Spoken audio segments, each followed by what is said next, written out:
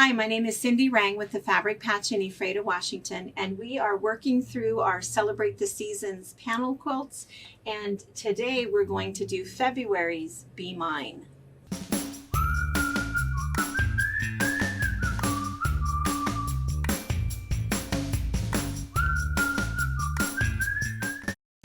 All right, so this will be kind of quick.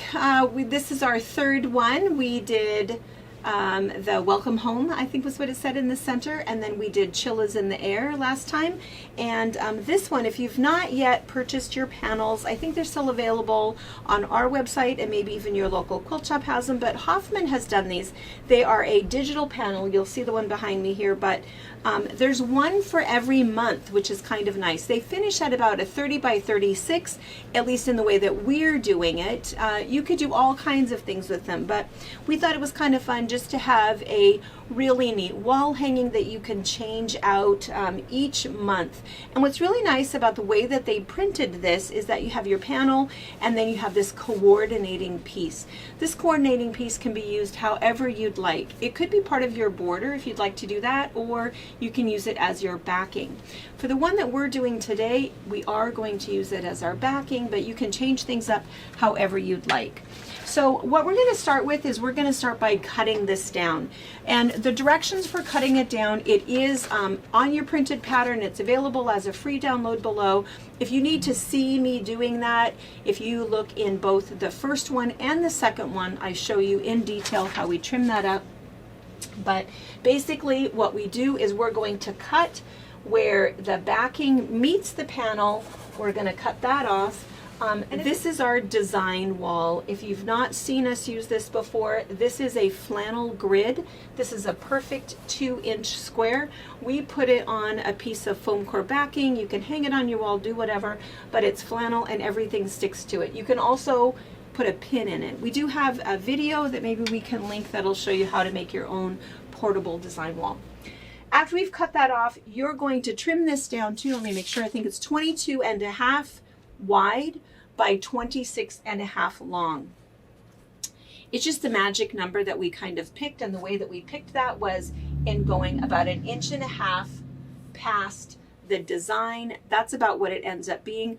We are consistently trimming all of them the same, so you can mix and match. If you don't like what we're doing this month, you can use the same pattern, different fabrics from a previous month, mix and match however you'd like to put your borders on your piece.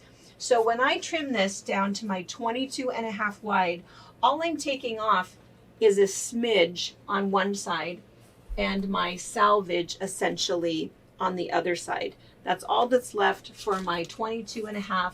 And for my 26, I do have two fairly decent size pieces. You could use these in your project if you'd like to. This could actually be the centers of your heart if you'd like. Should think about that before I say that. Not entirely sure if it's enough. It might not be enough because you're going to need 4 5-inch squares for your center of your heart and 8 4.5-inch squares. So I'm not entirely sure if this is enough. I might try to figure that out for you and let you know, or you can just sort of measure it. So this is my center that I'm going to be working on.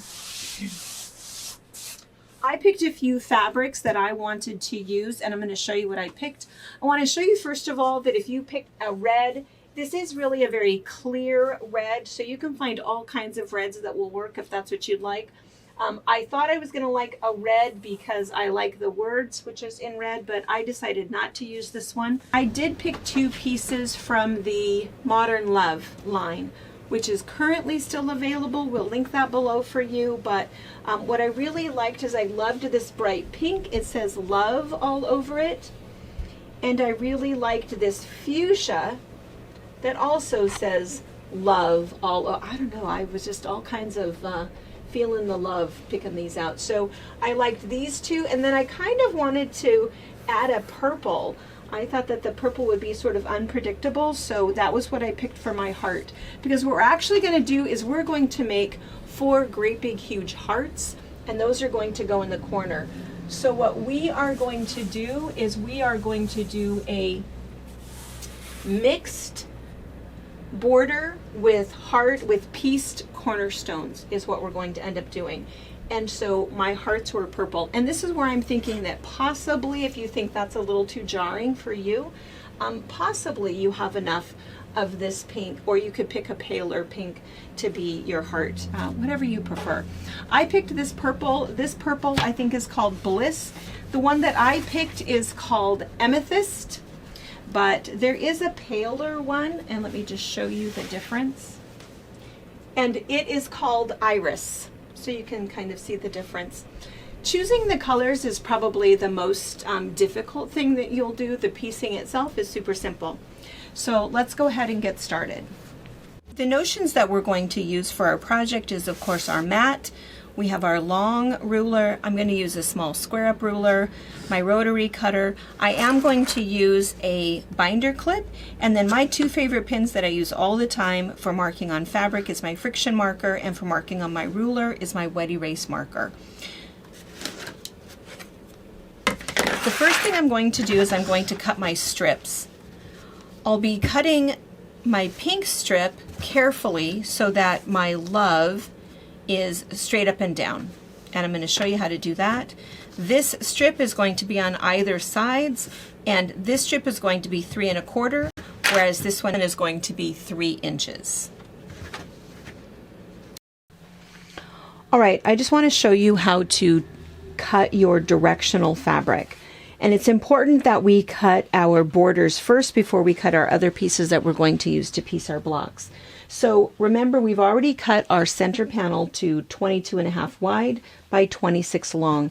And if you look at this fabric, you can see that across our selvage, if you've got a yard, I have got 36 inches this way, right?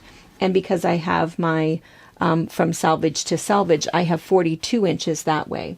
So one thing to keep in mind is that we're just doing kind of a small project, but if you're doing something large, you're going to want to make sure that if you've got, say, a 72-inch quilt, that you've got 2 yards of fabric. If not, you're going to have to be doing some piecing. I'm not doing any piecing with this, but what I want to make sure is, if you can see up close, you can see this just says love, love, love, love, love, love, love.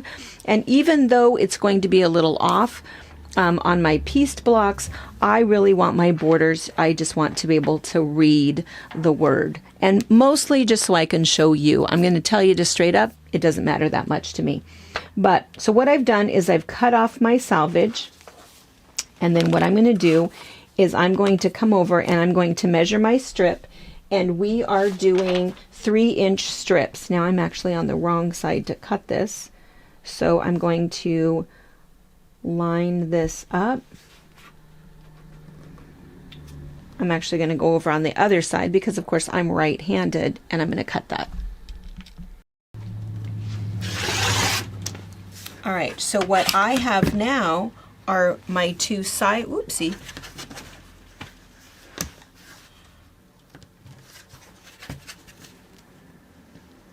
Almost.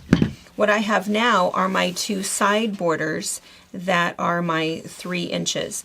Now I have the top one, and here's my love going this way, so I'm going to do the same thing. And I can go ahead and cut 2 at the same time if I want to, or I'm just going to go ahead and turn it. And these are what's going to go across the top.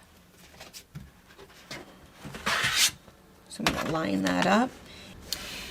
And what I do in my sewing studio is my cutting counter, I can walk all the way around it. So what I would do is line this up, and I can walk around, or if you don't have that kind of space, the other thing is that once you have everything lined up, I don't like to actually lift up my fabric and flip it around back and forth, because I like to make sure that everything is flat and exactly the way that I cut it. So you can just take your mat, spin that around, and that's how I'm going to go ahead and cut my 3-inch strip and my other 3-inch strip. And that is how you cut directional borders. We'll see these again in a few minutes. So I have my 4 directional pieces that we cut, and I have 8 of my fuchsia pieces. This is more fabric than what we're going to use, but it's just going to make it a little bit easier when we're piecing. So let's look up at our piece again. So what's going to happen is we're going to have 3 stripes here. So the way that this is going to work is there's 3 pieces here going into a heart. And if you can see, I kind of liked the idea that this pink becomes the background of the heart here. Just the way that I picked out the fabric, but you can do whatever you'd like. So one thing I want to point out is that you've got 3 pieces that are going to be going into 2 pieces. And so sometimes that math is a little bit strange. So that's why we have a 3-inch strip and 2 3¼ strips, because then using your 1/4-inch seam allowance, when you sew this together, you're going to end up 8½ inches wide. And that's the size of your block up here. And you'll see that as it goes. So what's going to happen is I'm going to go ahead and sew these 3 together. So these 3 together, I'm going to do that all the way around. And then what's going to happen is after I've done that and I've pressed it, I'm going to cut these so that this border is 26½ inches. This one over here will be 26½ inches. This one will be 22½ and 22½, because the whole thing is going to go together like a 9 patch basically. We're going to construct the heart blocks. The heart blocks will be in the corner. So the whole thing together, it'll end up approximately 30 by 36, which is perfect for our backing piece, which I cut and set aside. And that piece I think measures 38 by 42.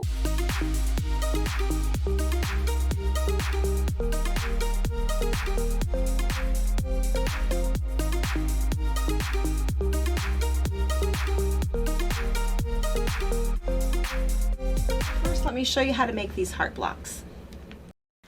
To construct our pieced heart, we have 4 pieces that are of our heart that are 5 inches, 4 of our background that are 5 inches. We also have 8 4½ inch squares. We have the 8 2½ inch squares and the 8 1 3/4 inch squares. We're going to set these aside for just a second, and we're going to concentrate on our 5-inch squares. With our 5-inch squares, we're just going to make half square triangles. Now this is where your directional fabric is going to kind of make you crazy. So if you really want everything to be absolutely upside right, you are going to have to make double the half square triangles, and you'll see what I mean in just a second.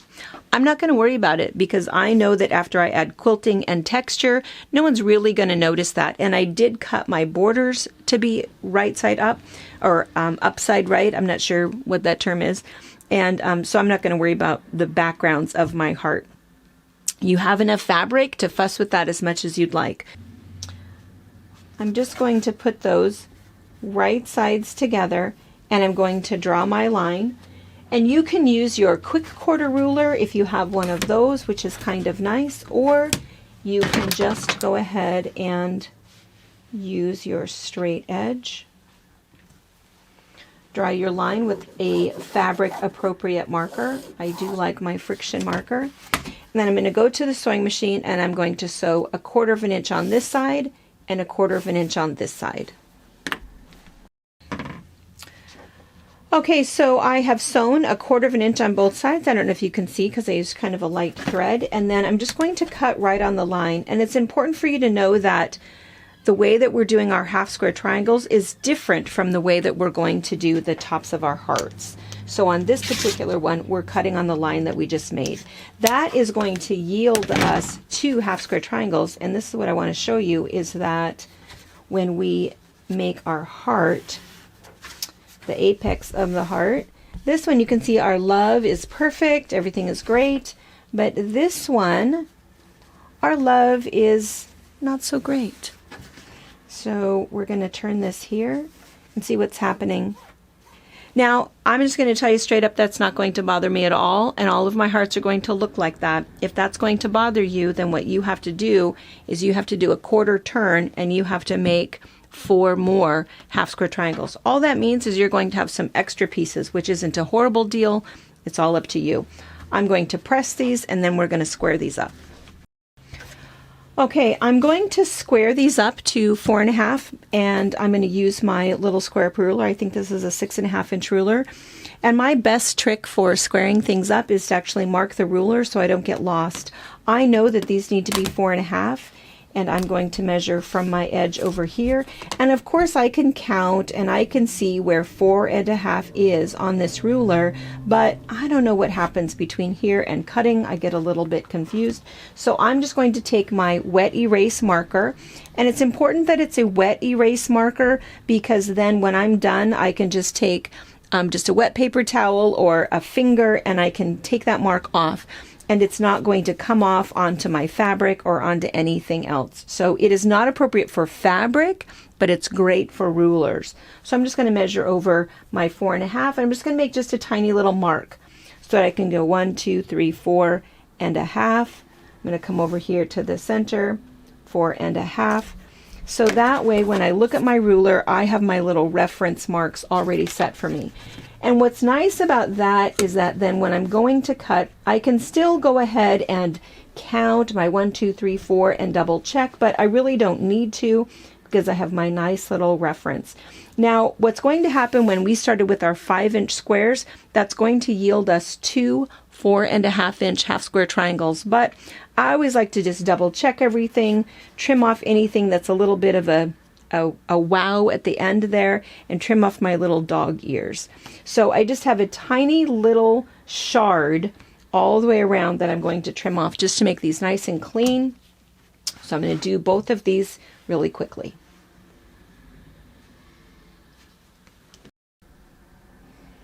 Okay, so if you look up close, what you can see maybe is on my ruler here, I have this 45-degree angle, and that is right in the center of my block.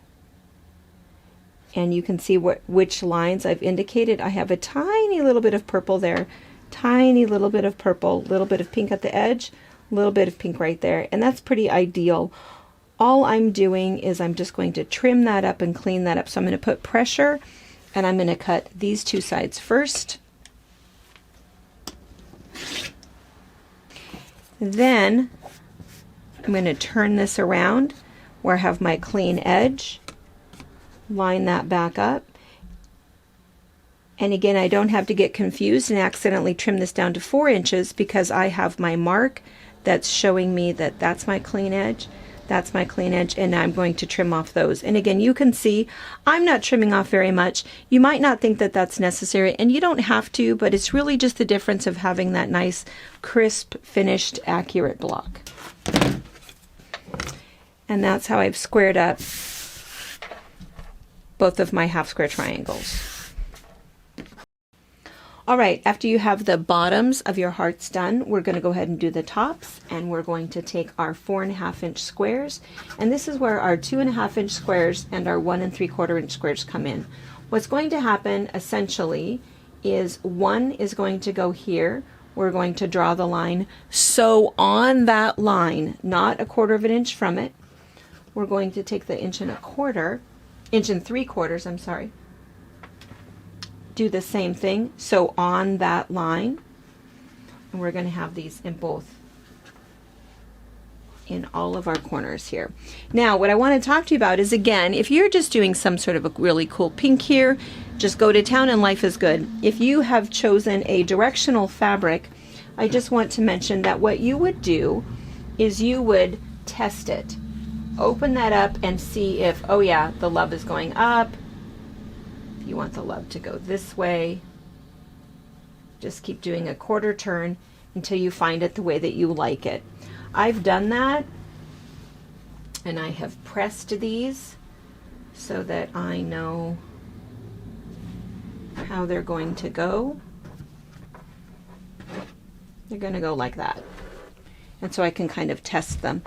And since I've put that press mark there, if you can see that, you can go ahead and pin that to your fabric and sew right on that press line, and you'll be okay. If you don't trust that, you can go ahead and draw a line and sew on that line. So I'm going to go ahead and do that. I'm going to sew on that line. I've tested this one. I'm going to sew on that one, and I'm going to go ahead and keep doing that all the way around, and then I'll be back. However, let me mention one more thing. I have on my background, I have one background that's going the wrong way. If I leave that and only one is going the wrong way, but all of the others are going right, then this will be obvious. If I mix up a few of these up here, then no one's really going to notice because I've got love going all over the place. So that's actually what I'm going to do, is I'm going to mix this all up a little bit so that I've got upside down kind of love, whatever I've got going on. So here is where I've sewn. Hopefully you can see that I sewed right on that line, which is now gone because I pressed it. And all I'm going to do is trim that off. So some people like the idea of having that little extra little bit and they're going to turn that into some other little half square triangle. I am not. It is going to go into my little trash bin. So all I'm going to do is I'm just going to trim off that little extra so that I have my 1/4 inch seam allowance there. You don't have to be super fussy about that. You just want to make sure that that excess is trimmed off. Some people will go ahead and just leave that there when they press this open, but I just think you don't need all of that extra bulk in that block. So when you press that open, it's going to look like this. After we've pressed all 4 of them, we're going to go ahead and sew everything together for our nice little heart block. Actually, I want to show you something really quick before I sew these together. The only thing that is really critical when you're sewing this together is you want to make sure that this matches right here. And so you can see that it's going to, because you can see that that edge there and that edge there all line up and everything is all right. But if you just want to kind of be careful with it, what you can do is something called a pinning trick. And what I'm going to measure over 1/4 inch, and when I put my pin in right here,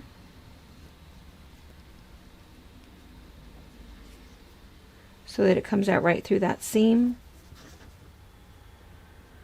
and right in there, so that I know that those 2 seams are going to line up perfectly.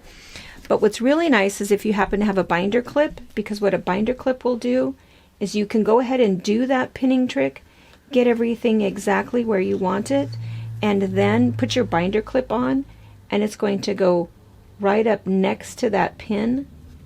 And you can see that there's also a measurement. You might not be able to see it in the camera, but on your binder clips you have a little line right there that shows that that truly is 1/4 inch. You can pull out your pin, and then that way when you're sewing, as you're sewing down, you'll come right to that edge and it'll be perfect every time. As quilters, when we press, we tend to press to the dark so that when we go to nestle seams, they'll all lock in together. But when I have all of this bulk up here, sometimes that's when I decide that I want to go ahead and press my seams open. It'll be whatever your preference is, but for me, for this one, just because I don't want to have a great big jarring mess there when I'm long arming, I'm going to go ahead and press this seam open. I could press that seam open, but I didn't. I just went ahead and pressed it to the side because after sewing these 2 seams together, I'm just going to sew my center seam. And here is my finished little heart. And again, you can see that some of the love is going the right direction and some is not. And for me personally, that seemed to work better. You can also see that I have my 1/4 inch seam allowance down here and my 1/4 inch seam allowance right there, so that when I sew all of these together, my heart will come out exactly the way it's supposed to. I'm going to make 4 of these. I'll make 1 for each of my corners. And it's all done. So I just want to mention a couple things that we skipped over in the video. Just you want to make sure that you do measure your borders so that everything fits properly. The other thing is you want to make sure that you nestle your seams. You can certainly choose whatever colors you like. I did like the purple. If you feel like you want a red, or again that pale pink that you cut off of your panel is not enough. But you could also mix it up by doing multiple colors of reds. The other thing I wanted to mention is that for this particular one, I specifically made it this size so that my other piece fits the backing, but I want you to see that it is exact. I mean, I've got about 1 inch all the way around. So if I were to kind of hold that up, you can see that I don't have any extra room to add another border. You could make it bigger. You could add a couple more borders if you want to turn these into throws that you're going to put on your couch and have seasonal throws, which I think would be fantastic. And I should have thought of that in the beginning. But if you did that, obviously you would just need a different backing. You could even turn this into an outer border. Look how cute that would be. Cut that up into an outer border, and then you could add some sort of a nice pink minky on it. What I opted to do is my red is what my binding is going to be, because I still love the idea of the red, but oh, I'm still liking that border idea. I don't know, I might surprise everybody. I'm going to quilt it this weekend, but don't be surprised if you see it during Fabric Chat with Minky on the back of it, because I like it. Anyway, thank you so much for hanging out with us for another one of our Hoffman Celebrate the Seasons panels border classes, and we will see you next month when we put together our wall hanging or maybe mini quilt for March, and it's going to be, of course, St. Patrick's Day. So thanks a lot. Happy sewing.